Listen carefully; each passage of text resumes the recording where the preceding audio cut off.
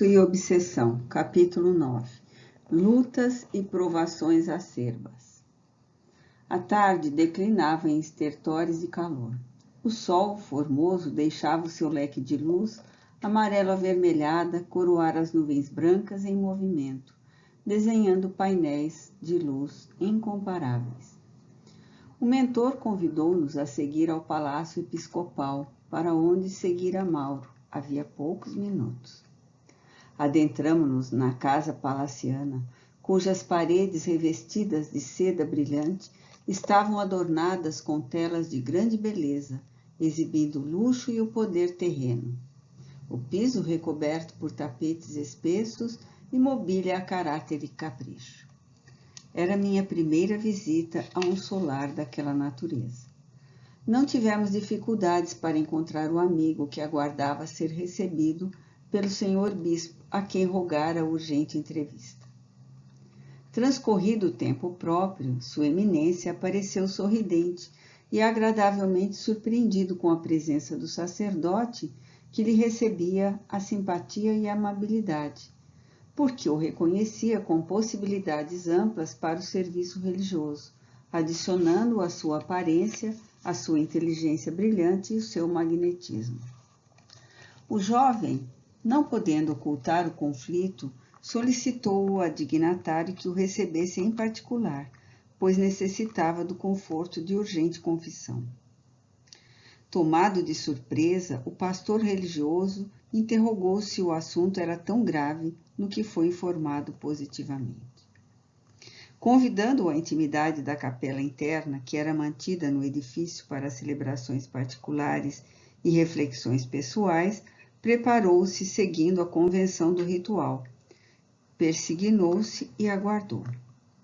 O jovem aproximou-se, ajoelhou-se aos pés e, cobrindo o rosto com as mãos, em tentativa infantil de ocultar a vergonha que o vergastava, desabafou. Pequei, e pequei gravemente.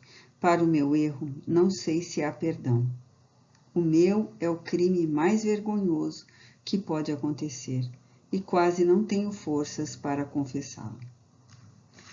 Profundamente chocado, o confessor, preservando a serenidade, solicitou-lhe a narrativa, antes que o julgamento, para o qual não tinha condições, ouvindo, estupefacto, detalhe a detalhe, toda a trajetória de ações ignóbeis realizadas pelo seu sacerdote.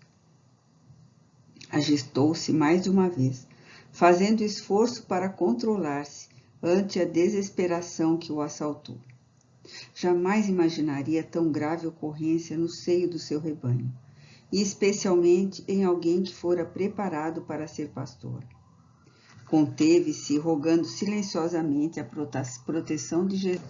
O infeliz nada ocultou, descendo a esclarecimentos, alguns escabrosos, até a ocorrência da véspera, quando pensava em cometer mais um terrível pecado, havendo sido surpreendido pela diretora do educandário, que o mandou sair, e não sabia o que estava acontecendo desde então. A narração foi dolorosa para ambos. A experiência, porém, do senhor bispo e a sua sinceridade no cumprimento do dever ante a religião que professava puderam proporcionar alguma indicação para a tragédia existencial do atormentado rapaz.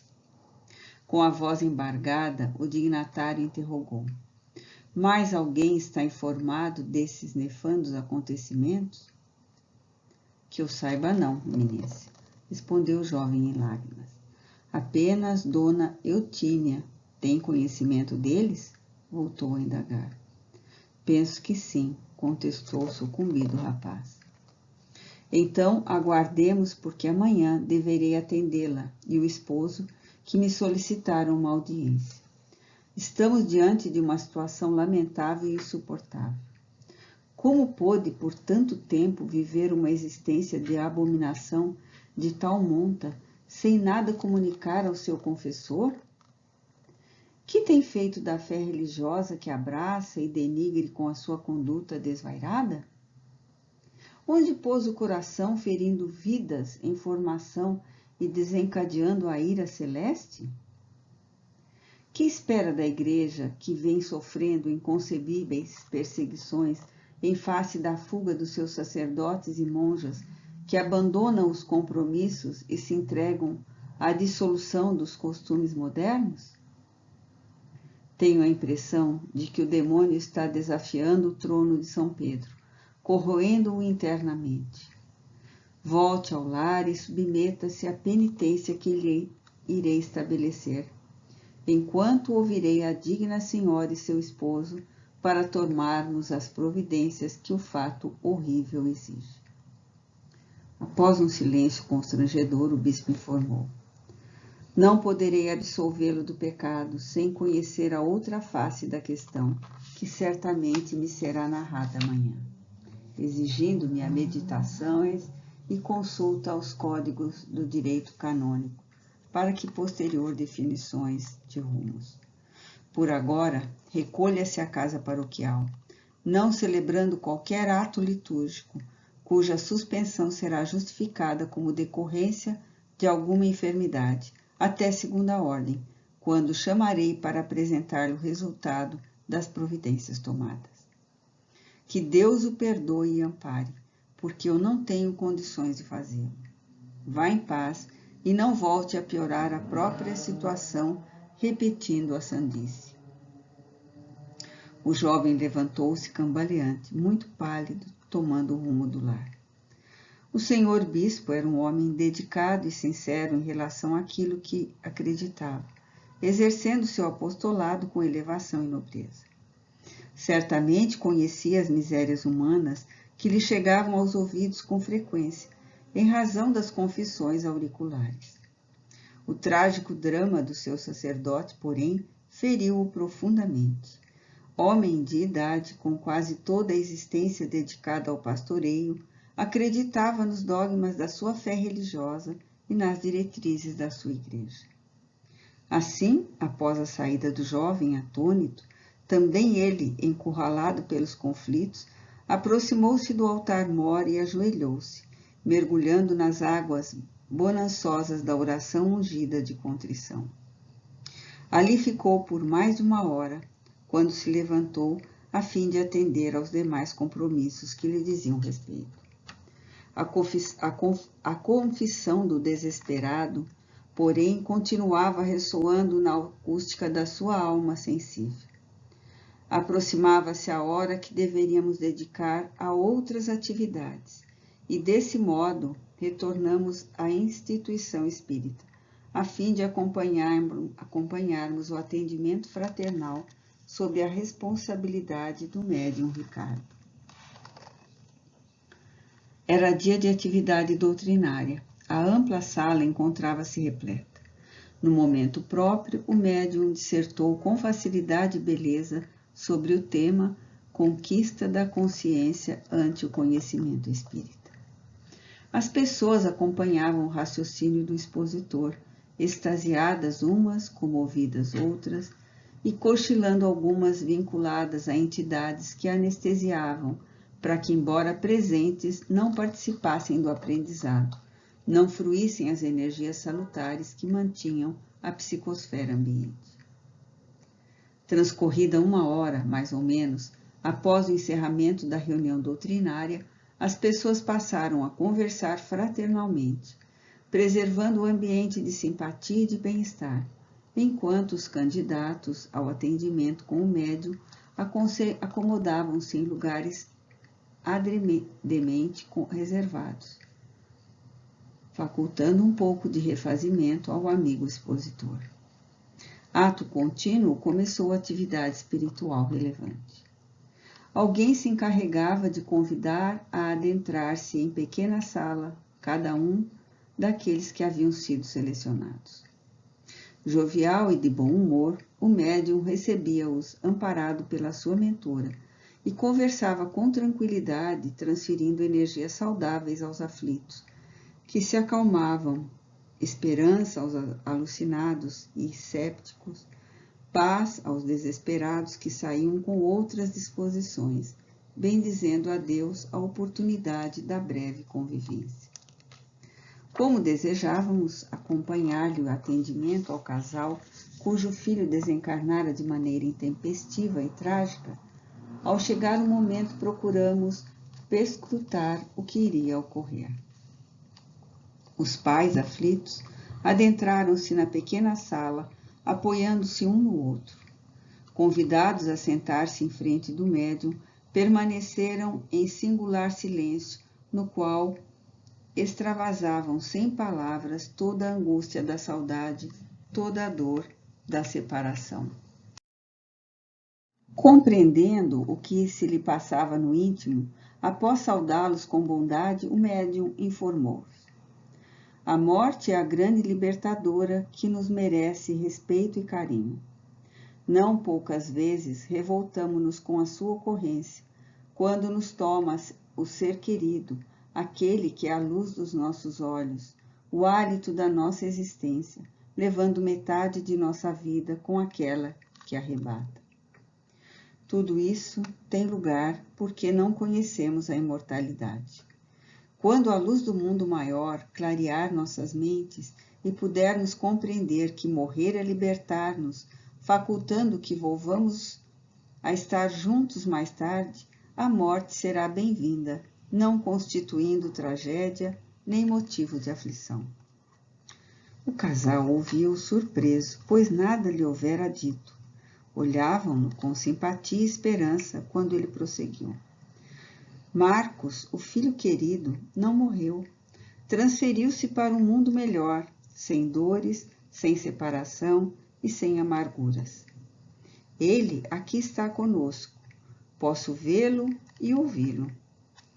O pranto represado nos corações explodiu agora em júbilos. A senhora levantou-se num gesto intempestivo, segurou-lhe as mãos e interrogou: meu filho está vivo e está conosco? Como se encontra?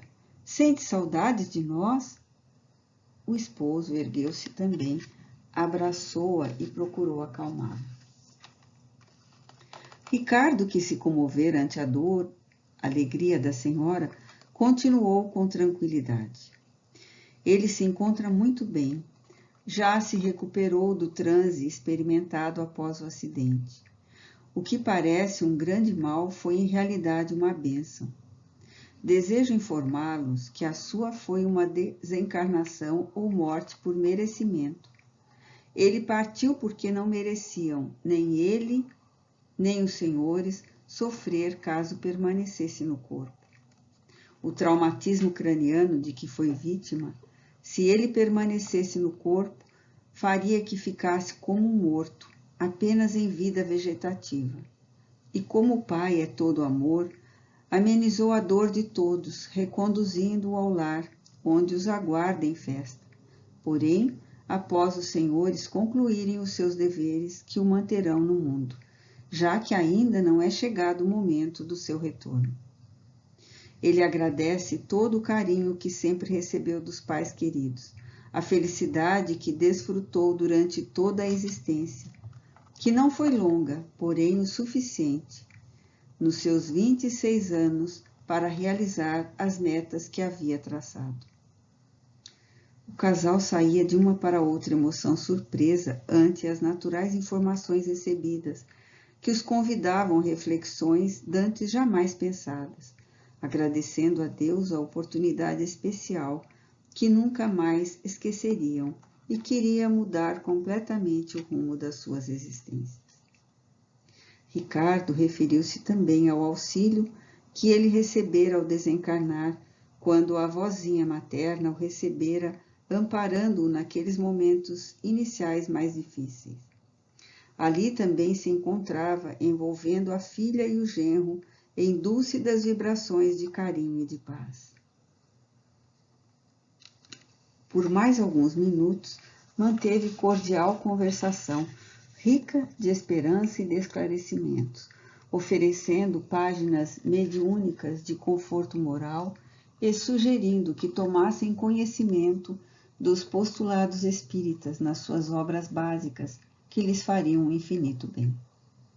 Aqueles corações, antes despedaçados, experimentavam agora um pulsar diferente, renovador e, vitalizados com palavras de profunda gratidão, saíram sorrindo de felicidade em retorno ao lar. O irmão Anacleto, sempre generoso, veio em meu socorro com as suas lúcidas explicações. A mediunidade com Jesus é uma ponte de duas mãos que faculta a viagem de ida na direção do Senhor e traz a mensagem de volta em seu nome.